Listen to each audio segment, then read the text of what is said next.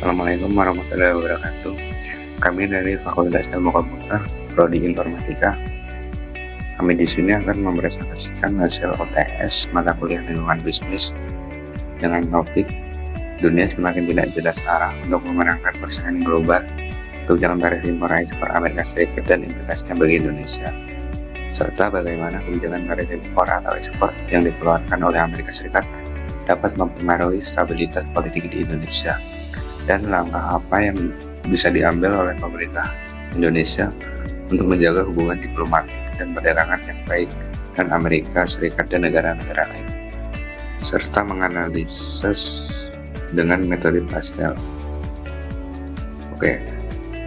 Dampak kebijakan tarif impor ekspor Amerika terhadap stabilitas politik di Indonesia, yaitu ketergantungan ekonomi terhadap Amerika. Jika Amerika menetapkan tarif tinggi terhadap produk ekspor unggulan Indonesia, misalnya tekstil, karet, atau komoditas pertanian, hal ini dapat menyebabkan penurunan pendapatan nasional dari ekspor. Imbasnya, sektor industri dalam negeri bisa terganggu, menyebabkan peningkatan pengangguran, dan keresahan sosial politik, yang pada akhirnya bisa memicu ketidakstabilan politik domestik. Selanjutnya, langkah atau strategi apa yang bisa diambil oleh pemerintah Indonesia?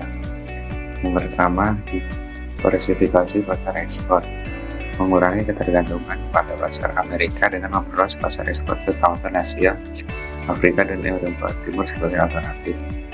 Yang kedua, penguatan industri dalam negeri, memberikan insentif untuk meningkatkan daya saing produk lokal, agar tidak hanya bergantung pada ekspor ke Amerika, tetapi juga memenuhi kebutuhan pasar dalam negeri. Ekonomi dampak penurunan ekspor khas, naikkan tarif impor oleh khas terdapat produk Indonesia bersertifikat mis, tekstil, premier, karet dapat mengurangi volume ekspor dari lokal. Keseimbangan perdagangan terganggu jika ekspor penurunan sementara impor terbatas harga terdapat tinggi, maka neraca perdagangan Indonesia bisa defisit yang nilai tukar rupiah. Selanjutnya, langkah-langkah memberikan stimulus fiskal bagi sektor terdampak, meningkatkan nilai terdampak produk dalam negeri, mendorong ekspor jasa digital, pariwisata, dan ekonomi kreatif yang tidak terlalu berkecepatan.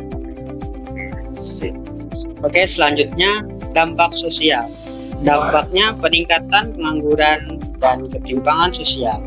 Penurunan ekspor berdampak langsung pada pekerja di sektor ekspor, terutama di wilayah industri seperti Jawa Barat atau Jawa Tengah.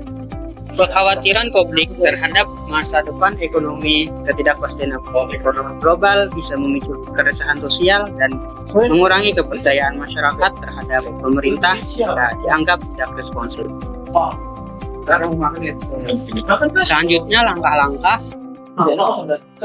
dengan cara perluasan program jaring pengaman sosial, yaitu bansos atau pelatihan kerja. Terus ada edukasi publik soal dinamika global agar masyarakat lebih adaptif. Dampak teknologi, dampak perlombaan inovasi global, saingan dagang bisa mendorong negara-negara untuk memperkuat strategi produksi agar lebih efisien dan bersinergi. Kebutuhan otomatisasi agar produk ini dapat bersaing secara harga dan kualitas, dan investasi teknologi dalam produksi atau otomasi AI dan digitalisasi. Selanjutnya kita akan membahas tentang dampak lingkungan. Perpindahan produksi ke negara-negara dalam standar lingkungan dapat terjadi apabila pasar Amerika Serikat tertutup. Dalam kondisi tersebut, produsen cenderung mencari pasar alternatif yang regulasinya tidak terlalu ketat terhadap isu lingkungan, sehingga berpotensi meningkatkan tingkat pencemaran di negara tujuan produk tersebut. Singkatnya, kalau pasar Amerika Serikat tertutup, produsen bisa pindah ke negara dengan standar lingkungan yang longgar. Akibatnya, pencemaran bisa meningkat karena kurangnya regulasi ketat di negara tersebut. Selanjutnya, kita akan membahas tentang langkah-langkah untuk mencegah dampak lingkungan. Yang pertama, memperkuat regulasi lingkungan dengan penegakan hukum. Menetapkan aturan yang ketat terkait limbah, emisi, dan penggunaan sumber daya, serta memastikan pengawasan dan sanksi yang efektif. Yang kedua, mendorong penggunaan teknologi ramah lingkungan. Memberikan intensif atau subsidi bagi industri yang menggunakan teknologi bersih untuk mengurangi pencemaran lingkungan. Dan terakhir, meningkatkan kesadaran dan partisipasi masyarakat. Mengedukasi masyarakat tentang pentingnya lingkungan dan melibatkan mereka dalam pengawasan serta pelaporan aktivitas yang mencemari lingkungan. Legal hukum. Potensi sengketa dagang jika tarif Amerika Serikat dianggap diskriminatif, Indonesia bisa membawa kasus ke WTO. Perluasan perjanjian hukum perdagangan, Indonesia perlu memperbarui dan menegosiasikan ulang perjanjian dagang agar ada kepastian hukum untuk pelaku usaha. Langkah-langkah memperkuat kapasitas hukum internasional untuk membela kepentingan nasional, menyusun kebijakan perdagangan yang adil dan transparan sesuai hukum internasional.